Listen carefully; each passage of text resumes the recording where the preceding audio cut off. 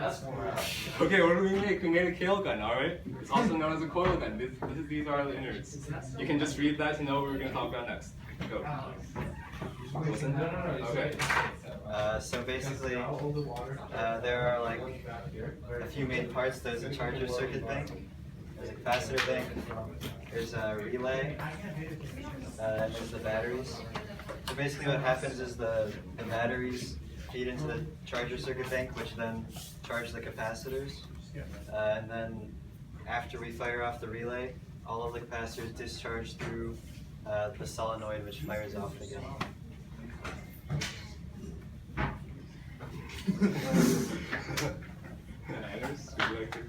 Well, it turns out that a firearm needs to have an explosive device in it for it to be a firearm. This has no explosive in it, so it's completely legal. So, okay. Can you play a sample video?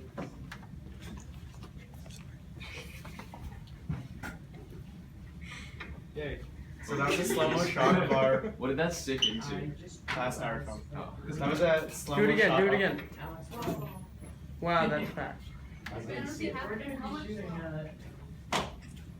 boom. So Okay. that was a slow-mo shot at 240 frames per second. Yeah.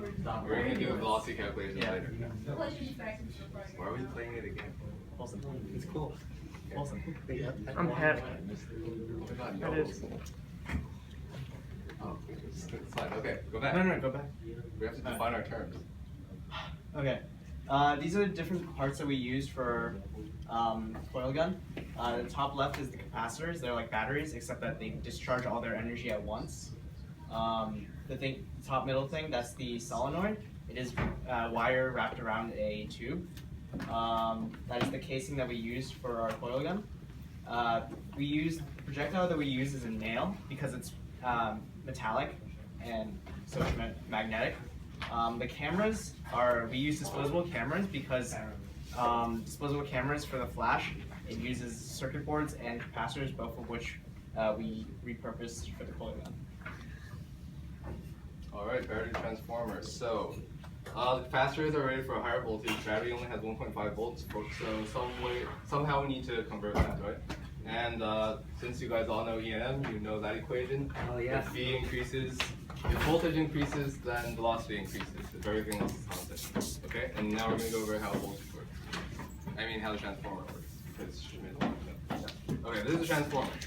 Alright, this is the original coil, I think. This is the coil afterwards.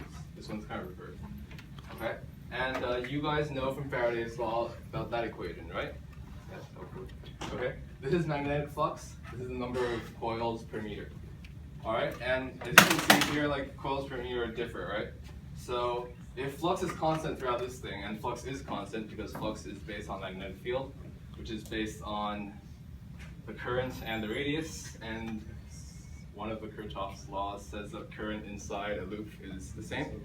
So you know that flux is constant, so the only thing that can differ is number of loops, and since they do differ, that means voltage on one side is going to be different from the other side.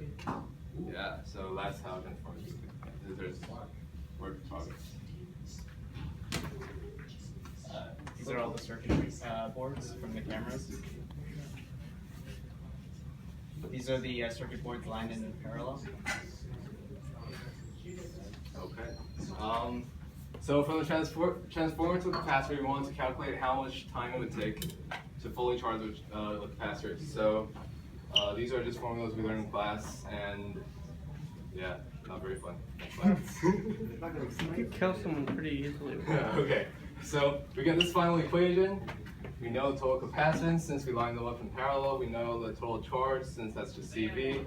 But we don't know the total resistance, so we can't actually calculate the time, and that was the way.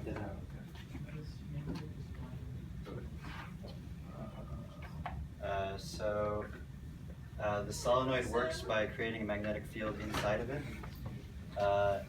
and this creates a magnetic field within the nail that we shoot, which causes it to become a magnet itself, which causes it to become attracted to the middle of the solenoid, so it moves toward the middle, but then we shut off the solenoid after it gets to the middle, Because all the so that energy. it keeps going without being pulled back